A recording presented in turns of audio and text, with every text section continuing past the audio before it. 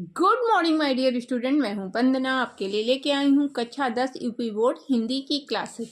बच्चों, परीक्षा सर पे आ गई है, समय बिल्कुल भी नहीं है। जुट जाइए आप कमर कस के अपनी पढ़ाई के लिए। कई विद्यालयों में प्री बोर्ड हो चुके हैं और कई में हो रहे हैं। बच्चों, जिन विद्यालयों में हो गए हैं उनकी तो कोई बात नहीं, अगर जिन विद्यालयों में प्री बोर्ड बचे हुए हैं तो उन बच्चों के लिए मैं लेके आई हूँ कुछ बहुत ही महत्वपूर्ण प्रश्न। इससे पहले भी मैंने कुछ प्रश्न दिए थे और अब भी मैं लेके आई हूँ आज भी, कि प्रश्नों की संख्या तो बहुत कम है, लेकिन मेरा प्रयास ये रहेगा कि एक प्रश्न के साथ आपके 2 प्रश्न, 3 प्रश्न, 4 प्रश्न तैयार हो जाएं। तो बच्चों चलिए देखते हैं कि एक छोटा सा वीडियो है मेरा, एक कुछ ही प्रश्न है, लेकिन ये आपके लिए प्री बोर्ड अगर है तो उसके लिए, और प्री बोर्ड हो गया तो बोर्ड के लिए बहुत ही महत्वपूर्ण प्रश्न है। तो बच्चों, ये जो प्रश्नों की श्रृंखला है बहुत ही महत्वपूर्ण है और इसको जरूर से जरूर देखिए और मेरे साथ जुड़िए। मेरी पूरी कोशिश रहेगी कि मैं आपकी बोर्ड परीक्षा के लिए जितना हो सके, जितना ज़्यादा से ज़्यादा हो सके उतनी तैयारी करवा दूँ। तो बच्चों चलिए देखते हैं। आपका पहला प्रश्न बन रहा है, गबन रंगभूमि के लेखक कौन है? गबन और रंगभूमि के लेखक कौन है? तो बच्चों पहले तो ये देख लीजिए किस विधा की रचना है। तो गबन और रंगभूमि जो है वो उपन्यास विधा की रचना है। और गोदान, गबन, सेवा सदन, कर्मभूमि, रंगभूमि, ये किसके उपन्यास है बच्चों? तो ये उपन्यास है मुंशी प्रेमचंद के। और एक प्रश्न और भी इसमें बन रहा है कि कलम का सिपाही किसे कहा जाता है? कई बार परीक्षा में पूछा जाता है कि कलम का सिपाही किसे कहते हैं? तो कलम का सिपाही मुंशी प्रेमचंद को कहते हैं। तो इसमें ऑप्शन आपका है, पहला गुलाब राय, दूसरा जयशंकर प्रसाद, तीसरा राजेंद्र यादव, चौथा मुंशी प्रेमचंद। तो बच्चों आपका सही विकल्प होगा घा, मुंशी प्रेमचंद। दूसरा प्रश्न बच्चों आपका है, सही विकल्प क्या होगा आपका? घा, मुंशी प्रेमचंद। दूसरा प्रश्न आपका बन रहा है, लहरों के राजहंस किस विधा की रचना है?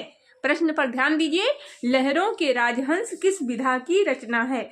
ऑप्शन क एकांकी, खा नाटक, गा उपन्यास, घ रेखाचित्र।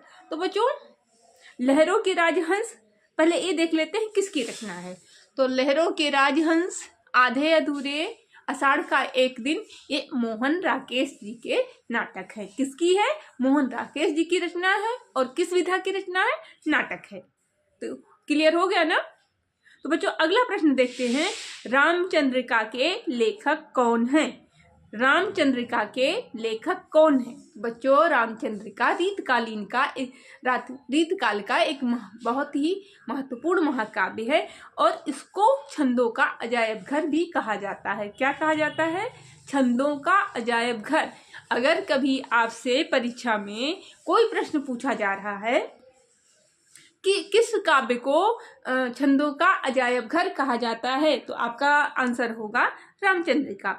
और इसके ऑप्शन इसमें है, का सूरदास, खा तुलसीदास, गा मतीराम, घा किशोरदास। तो सूरदास तो बच्चों सूरसागर इनकी प्रमुख रचना है। तुलसीदास जी भक्ति काल के कवि हैं। मतीराम भी रीतिकाल के ही कवि हैं, लेकिन क्या कहते हैं, केशवदास इसके लेखक, रामचंद्रिका के लेखक हैं केशवदास जी, और इनको कठिन काव्य का प्रेत भी कहा जाता है। तो बच्चों रामचंद्रिका को छंदों का अजायब घर कहा जाता है और केशवदास को कठिन काव्य का प्रेत कहा जाता है। अगर कभी परीक्षा में या कहीं भी आपसे एक प्रश्न पूछा जाता है कि कठिन काव्य का प्रेत किसे कहा जाता है, तो आपका आंसर होगा केशवदास। अगला प्रश्न आपका बन रहा है, भगवती चरण वर्मा की रचना है। भगवती चरण वर्मा कौन है? भगवती चरण वर्मा एक उपन्यासकार है। तो बच्चों ऑप्शन का है प्रतिशोध, खा है भूले बिसरे चित्र, गा है आवारा मसीहा, घा है ठूठा आम। तो बच्चों भगवती चरण वर्मा एक उपन्यासकार है और उनकी प्रमुख उपन्यास भूले बिसरे चित्र और पतन, और क्या कहते हैं एक और है, क्या है भूल रही हूँ मैं थोड़ा सा, अरे मुझे याद नहीं आ रहा इस वक्त। लेकिन बच्चों ये भगवती चरण वर्मा की रचना है भूले बिसरे चित्र। ये भगवती चरण वर्मा की उपन्यास है और पतन भी इनकी प्रमुख उपन्यास है। 2 उपन्यास इनके और हैं, आधे अधूरे रास्ते। हाँ बच्चों, एक है आधे अधूरे रास्ते और एक है पतन। और अगला प्रश्न आपका है, चलिए व्याकरण से आ गया, सोहत ओढ़े पीठ पत, श्याम सलोने गात, मनोनील मन शैल पर आतप परयो प्रताप। बच्चों उपयुक्त पंक्तियों में अलंकार है, मतलब कौन सा अलंकार है? तो बच्चों जहां जन जानो मन मानो आ गया तो वहां पर कौन सा अलंकार हो गया? ऑप्शन का उपमा, खा रूपक, गा यमक, घा उत्प्रेक्षा। तो बच्चों जहां पे जन जानो मन मानो आ गया वहां पर आपका मनो नीलमन शैल पर आतप प्रयोग प्रकाश। बच्चों यहाँ पर आपका उपमा अलंकार हो गया। अगला प्रश्न आपका बन रहा है, करुण रस का अस्थाई भाव क्या है? बच्चों करुण रस का अस्थाई भाव क्या है? पहला क्रोध। क्रोध किसका अस्थाई भाव होता है? रौद्र रस का। क्रोध किसका अस्थाई भाव होता है? रौद्र रस का। दूसरा है उत्साह। उत्साह किसका अस्थाई भाव होता है? वीर रस का।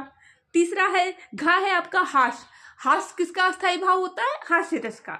और गा आपका है शोक। तो करुण रस का अस्थाई भाव होता है शोक। करुण रस का अस्थाई भाव कौन सा होता है? शोक। अगला बच्चों, रोला छंद्र में कितने चरण होते हैं? तो रोला छंद्र में 4 चरण होते हैं। ये हो गया आपकी छोटी सी प्रश्नों की श्रृंखला। अगला बच्चों अगर मेरे पास समय रहा, मैं कर पाई तो आपके लिए संस्कृत के प्रश्नों के उत्तर देके आऊंगी। तो थैंक यू बच्चों। पढ़िए, खूब मन लगा के पढ़िए, खूब मेहनत से पढ़िए। अपने माता पिता, अपने विद्यालय, अपने शिक्षकों का नाम रोशन कीजिए। मेरी शुभकामनाएं हैं आपके साथ और मिलते हैं फिर नेक्स्ट वीडियो में। Bye bye.